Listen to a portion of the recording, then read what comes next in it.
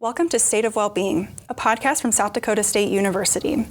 The State of Wellbeing is a holistic well-being podcast with the goal of supporting the campus community as we strive to be a growing, high-performing, and healthy university.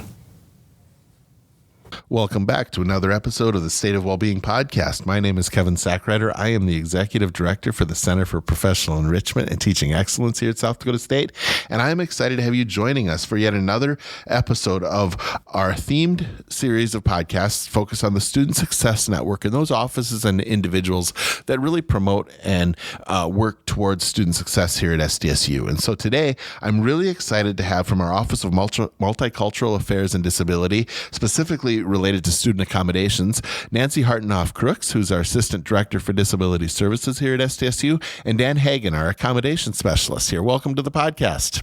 Thank you. Thank you for having us. Yeah, I'm excited to have this conversation. So Nancy, I gave the formal introductions, gave the title, maybe give you a chance to just talk about who you are, your role here at SDSU. Okay, thank you. So as Kevin said, I'm Nancy Hartenhoff-Crooks. I'm the Assistant Director for Disability Services. So I work with all of our SDSU students with disabilities. I've been with the university in this capacity for over 20 years. So I've seen a lot of changes through those years. And happy to have the opportunity to talk with you today. Yeah. So I've been here 15 years, and I think Nancy was one of the first people that I had the chance to engage with and interact with. And so I've enjoyed that opportunity, and the advocacy that you provide for our students, I think, is top notch. So I'm really glad for us to have that conversation. And Dan, you just joined us a year or so ago, 2 years ago. Yeah, correct. About a year and a half now. Year and a half. So I was incorrect. Right.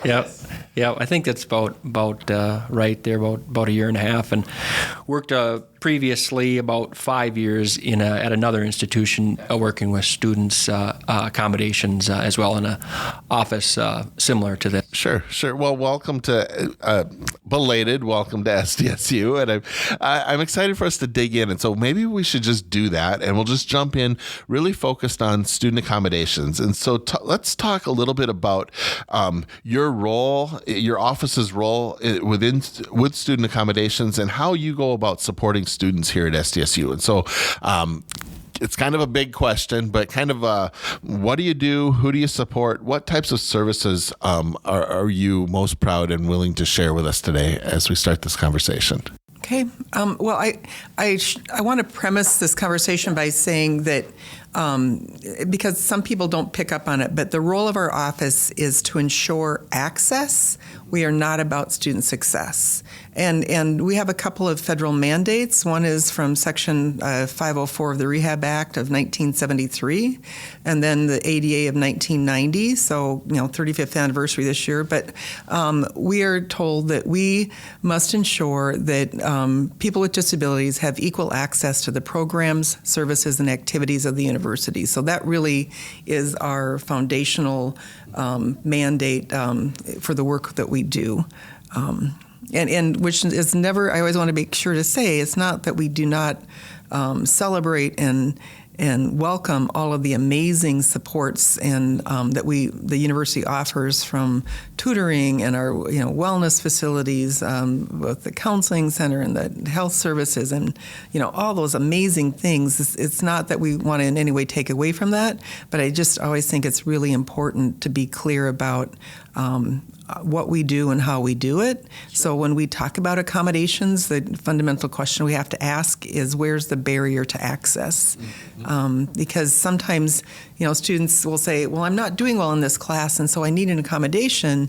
So then we should be really saying, so is there a barrier to access, or are we really talking about a student wanting to succeed and they're not succeeding, but there's no barrier? Right. No, I appreciate that clarification. I think that's really good perspective. And I do think that idea of ensuring that there is access in and of itself is a really important element of supporting student success, right? And so how about we focus on what exactly, let's say I'm a student and I come to your office. What does that experience look like? And then what types of opportunities or services, Nancy and Dan, do you all provide to provide that access or ensure that access exists? We need a couple of things from our students. One, we ask them to complete a student information form. That's a link they'll find on our website. That takes a couple minutes to fill out, and when they submit it, it goes to our secure server. When they're completing that form, they're really giving us permission to make the limited communications we make when we do academic accommodations. And then we also need current documentation of disability. For 98% of the time we need that documentation. If I'm a student with a mobility disability or a sensory disability involving hearing or vision, we don't ask for that documentation. But otherwise, we do need to see some current documentation. And then we talk through their schedule. We talk through, a lot of our students are coming out of a K-12 setting where they've had what's called an IEP, an individual education plan, or a 504 plan. So it's helpful, even though those plans don't transfer, it's helpful for us to get an understanding of what they had access to when they were in that environment. Some of the things that they had access to in high school are indeed the same as they would see in college. For example, having quieter settings for testing and more time for testing and quizzes. Those are things that they're going to have in high school that we most certainly can work to ensure they have access to here. Some of the things that are very common and very much appropriate in high school are not appropriate here, and those are things like modified exams. So sometimes in high school, it'll say, oh, if you have a multiple choice exam, you only have to have 3 choices rather than 4, or that 10-page paper everybody else has to write, yours only needs to be 7. Those sorts of things. No, here we expect students to do the same work as their peers, but we also want to make sure that, the access piece is there. And that's probably one of the biggest challenges that some of our students transitioning from high school to this setting face, is really understanding and appreciating and even internalizing those differences, because they become so accustomed to what they had in high school that it can be kind of a shock to the system. Sure.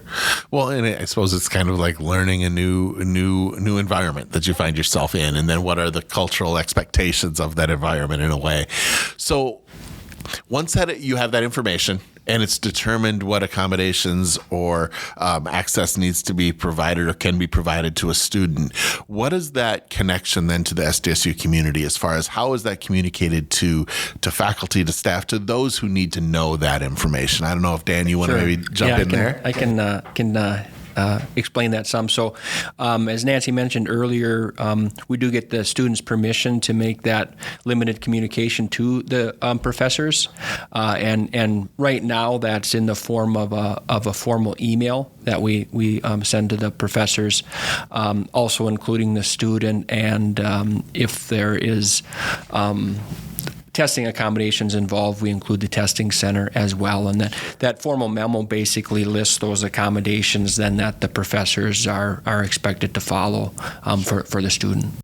Well, and recently, I don't know if we've shared this episode yet with our audience or not, but we had the folks from the testing center come in, and they talked about their process and how they engage with faculty through the different platforms that they have as well. And so I appreciate you kind of getting us down that road. So I'm really curious about maybe some of those frustration points that students experience, and maybe not necessarily the frustration, but as a student maybe encounters a frustration point, how does your office go about supporting the student and helping them navigate those things that they might run into that are frustrating or challenging, that student accommodations can maybe help support or help a student navigate through?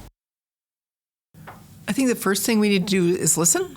Yeah. And I mentioned a bit ago about the transition and the differences between K-12 and post-secondary. And so sometimes that frustration, well, I was succeeding in high school, but if we, pull apart and talk through what they had access to in high school, they may go, oh yeah, no, I had somebody coaching me when I took exams in high school. They were, those sorts of things. And so helping kind of sort through some of those things. I think it's important to remember that for our students with disabilities, a lot of them, they've left home. They don't go home to mom and dad every day. They're on their own for the first time maybe, and just a lot of things that are completely different than they became accustomed to. And so trying to help them understand and navigate this place. And one of the things I love when we get to meet with our high school students who are looking at SDSU, the students and their parents, and having conversations with them to say, tell us a little bit about what's happening at home now. What are some of the supports? Because I think sometimes students and parents, it's such an ingrained part of their daily routine. They don't even think about the fact that, I needed to bug them to get up out of bed for the third time, and get to class, and don't forget your homework, and don't forget to be on your job at the right time, and all those pieces. Or if you're on medication, take your meds. And so what I love to be able to have that opportunity when they're in high school is to say, okay, do you do some of these things? And if so, have you worked on that part of the transition plan? Because sometimes it's not the giant things that become the barriers. It's those little things. Oh, I forgot to take my ADHD med for the second day in a row. I'm crashing right now. Or my mental health prescription. Some of these medications, it's a terrible thing to do a hard stop on them. And so trying to make sure that they're thinking about all those moving parts, in addition to, I'm a freshman. Right. How does Hobodo work? My roommate's weird. Or, all these pieces, it's a lot. And I think we need to acknowledge that and be present and supportive as much as we can. Sometimes it's making referrals to some of the resources they have. We have amazing advisors out there. For our students in TRIO, that's an amazing set of resources. Our mental health, those folks have done a really stellar job of working to ensure access for their services when, there was a time when they were just overwhelmed and they didn't feel good about it. And now I feel like they've really done some really powerful changes in how they work with students. And so, I think we just need to meet our students where they are and appreciate that they come to us from lots of different settings. Well, I feel like that's just in general, a great approach to helping students succeed. But then we add the layer of access to this conversation. And I think it's really interesting to hear you talk about the value of that conversation with parents or guardians and the student, and what does it look like day to day? And then have you thought about what that will look like when you're here?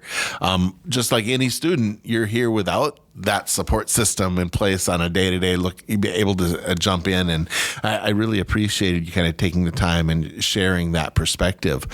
I'm curious, and we'll talk a little bit about faculty staff later, but I'm curious to ask, as it relates to those frustrations, specifically as students maybe encounter opportunities or things that they're dealing with within the teaching and learning perspective, are there frustration points that I'm guessing there are, that your office has become really adept at helping students navigate from a teaching and learning perspective?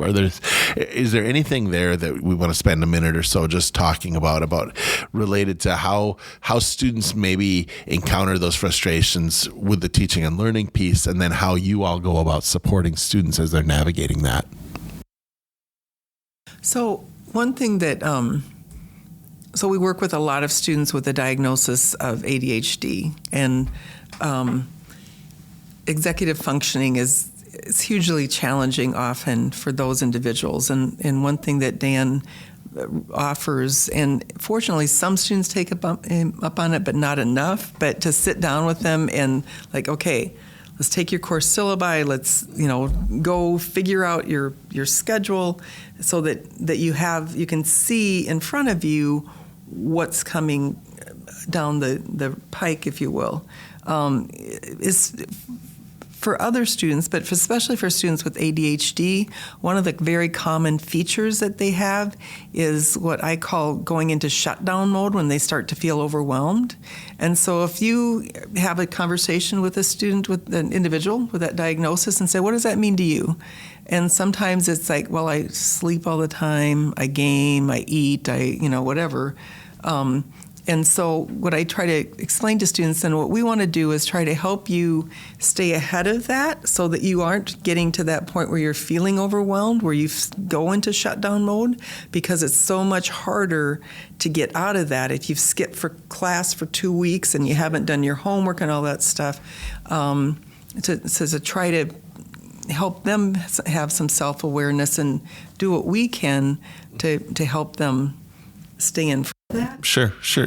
No, I appreciate that perspective, and I do think it gives us a nice opportunity to transition into kind of the general overall purpose of these podcasts and our work with the Wellbeing team, and that is student well-being and really focusing on mental, physical, and emotional well-being of our students. And I think you gave me a nice transition there. And so I'm really curious, and you've talked a little bit about referrals, Nancy, but and maybe, Dan, I'll start with you, but what types of supports does your office provide specifically related to student accommodations to support the mental, physical, and emotional well-being of the students that you have the opportunity to work with? Sure. I guess we do as far as the maybe the mental health side of things. We certainly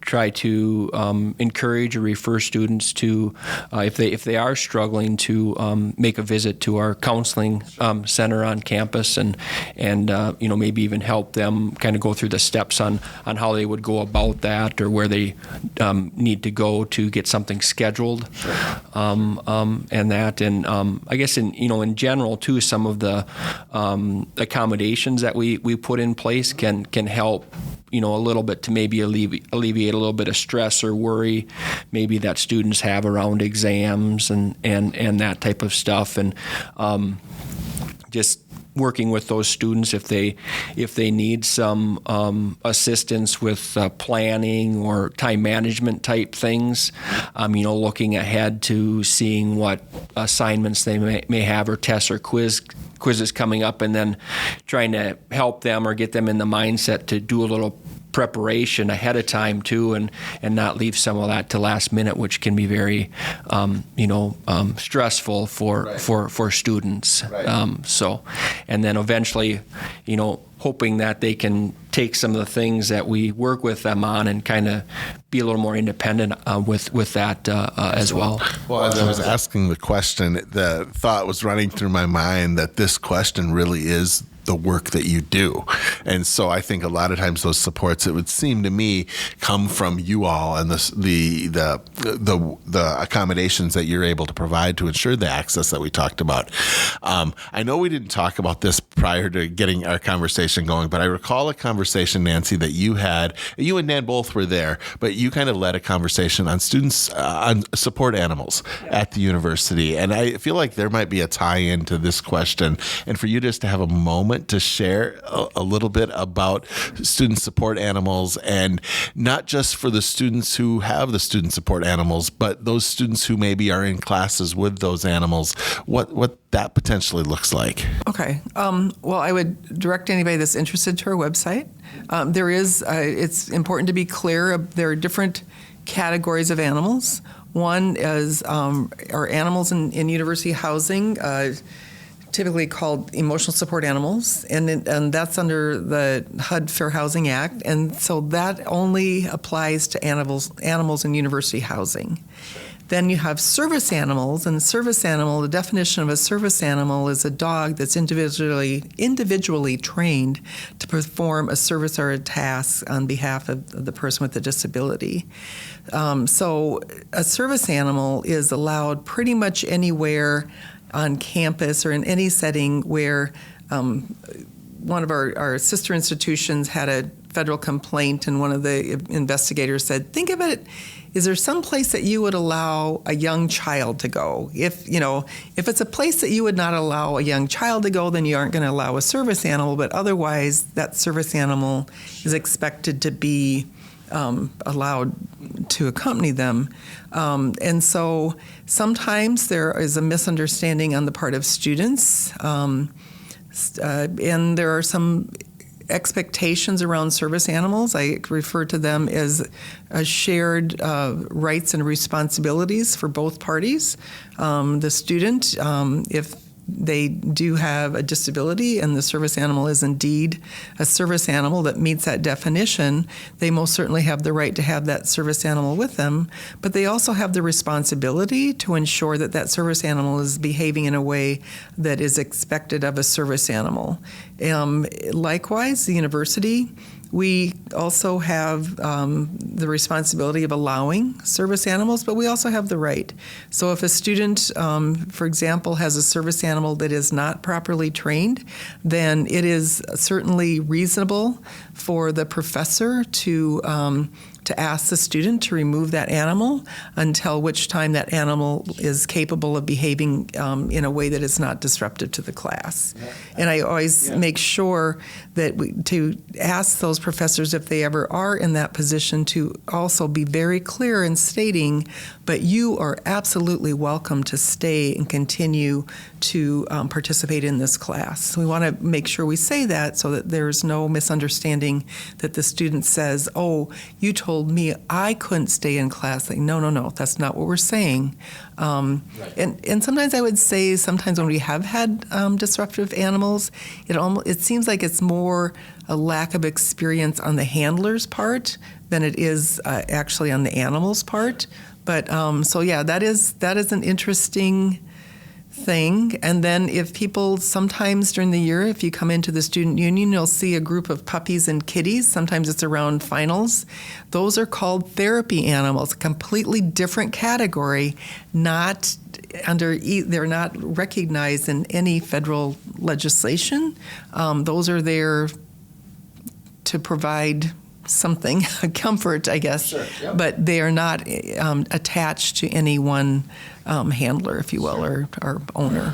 So I appreciate you taking the time to share that, and I kind of put you on the spot with that one. But the other question I have related to that, and this is maybe for those who are listening to our podcast who don't have a service animal, but they're in a class with a service animal, about the appropriateness of approaching or, I guess, petting or engaging with that animal. And I would also direct people, we do have a link on our website to it, but yes, so one of the things we do try hard to do is if we know, Dan and I, we have kind of a list of students that we know that have had service animals historically. So first of all, we're going to reach out to, coming up to a new semester, we're going to reach out to the student to say, are you still intending to bring your service animal to class? And if the response is yes, then we look at their schedule and we reach out to those professors and say, hey, we just want you to know that there is an individual in your class that will have a service animal with them. And if you have never had a service animal in class, here's a link to a guidance document for your referral or your reference. The biggie with service animals is that it's important to keep in mind that when that animal is on, if you will, like in a classroom, right. They are a working animal and you should not be touching them or petting them.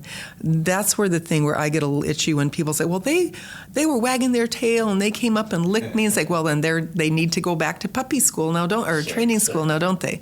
So that's the thing, is just to make sure that, you treat that as an extension of that person, that it is not, it's sort of like I would like to think no one in this day and age would ever imagine going up to someone in a wheelchair and hanging on the wheelchair.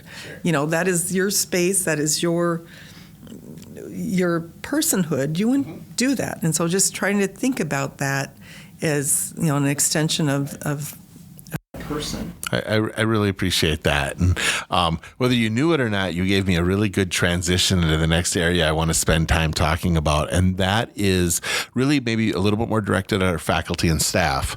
But specifically, how would you encourage our faculty and staff members of the community to both support our students, especially those students for this conversation that we are focusing on access and providing student accommodations to, but then how would you encourage them to reach out and engage with your office and what that communication potentially looks like?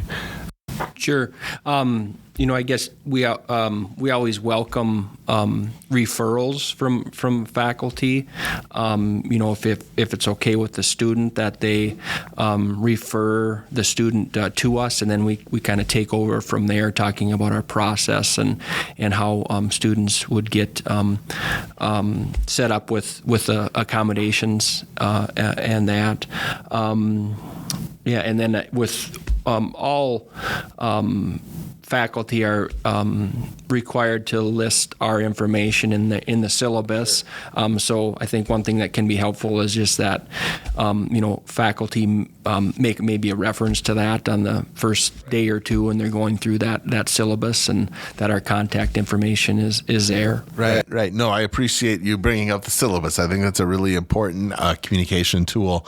And then Nancy, when your office identifies an access need and a student accommodation, how will faculty find out about that from you? Sure. Well, generally, it'll be in the form of an accommodation memo that we email to the professor, and as Dan said, we'll copy the testing center if the accommodation involves a testing center. There are a couple of carve-outs that are a little bit different. Currently, we have nursing programs and other educational programs in Rapid City and Sioux Falls. And the nursing programs there have asked that we send all accommodation memos to the students and then they distribute them to the professors. So a little bit different if you have any listeners who are not on the main campus. But in general, that's the model that we use. That may be changing, or that will be changing a little bit in the fall. So stay tuned. We'll be having more information about how the process will look a little bit different for faculty. One other thing I'd mentioned. I'd mentioned about, you had asked about animals in the classroom. One other thing that we also do is reach out to professors when we know that there will be a student who utilizes sign language interpreters in the classroom. We haven't had any students for a few years, but we've been informed that this fall we will have a student who utilizes sign language joining us. And so once again, we reach out to the professors ahead of time so that they just are aware. We also then make sure to remind them that any digital or any recorded content has to be captioned. And then we also have a little tip sheet that we have a link to on our website that we share with them, just tips on how to work with a sign language interpreter. If you've never used a sign language interpreter to facilitate communication with someone, it does take a little bit of conscious shifting, because we're all attuned. Well, I'm going to look at the person speaking. No, when you're working with a sign language interpreter, you're looking at the individual for whom the sign language interpreter is speaking. And so, and that's just a sign of respect. But it's just kind of helping people get their head space where they need to be. Is important. Kind of understanding those norms, right? And so we are nearing the end of our time together, but I wanted to give you both a chance to just kind of twofold. If there's any opportunities coming up that you wanted to make sure we shared with our audience, but then really the final takeaway or message you might have to students who either have reached out or maybe haven't, but are learning about your office for the first time here today. So I'll just kind of hand that ball to you two and let you run with it. Sure. I think one of the biggest things is just reach out to us if there are questions. Usually either Nancy or I are in our office. We're located in the Student Union 271. Students can drop in with questions. Certainly look on our website and find our email addresses, and email. You can reach out that way. Call. But biggest thing is just to reach out if there are any questions questions, and we can certainly, work with the student. We're happy to do that. Sure. Answer any questions that they may have or clear anything up. Yeah, I appreciate that. And one other thing I wanted to add. Nancy, do you want to take us home? Yeah, okay. Just to remind students, there's no deadline for requesting accommodations. And so I think the latest I've done accommodations is during finals week for the first time students reach out. They absolutely, they provided us the doc and everything else. So we went ahead and implemented accommodations for their finals. But it's important to know in post-secondary, there aren't do-overs. We aren't looking back. So it's from this point moving forward. Today, over the weekend, we got a couple of student requests, students we've worked with for years. They go, oh, yeah, I forgot to ask for it. So anyway, Right. No deadline, but obviously being proactive, having things in place at the beginning of this semester is a really good thing to prioritize, I would say.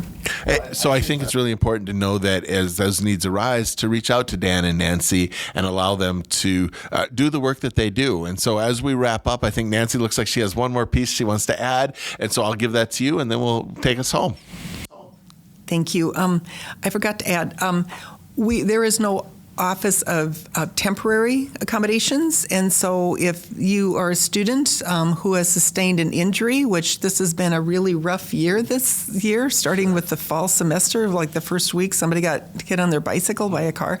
Anyway, so we are there to support students and brand new, unexpected territory. So often the first call a student or a parent will make is to our office. So we're going to work with them, talk about resources, talk about how to get a temporary handicap permit. I mean, all those pieces that are brand new to them, we are often that first point in contact. That's a great piece to know, because I think sometimes we talk about it as more of you're just there from the permanent perspective, right? But I think to have that conversation and for you to add that here as we wrap up is really important. So thank you for kind of jumping in and letting us make sure we included that conversation point, because I think that could be really helpful. And so I want to thank Nancy Hartenhoff-Crooks, our Assistant Director of Disability Services, and Dan Hagan, our Accommodations Specialist from the Office of Multicultural Affairs and Disability, focusing on student accommodations today, for joining us for yet another episode of the State of Wellbeing podcast, as we focus on the Student Success Network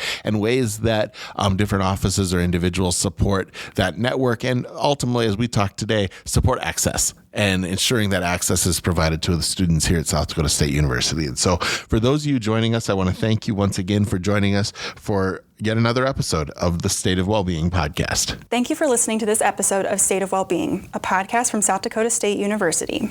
This podcast is brought to you by the Mental Wellbeing Team and SD State Health.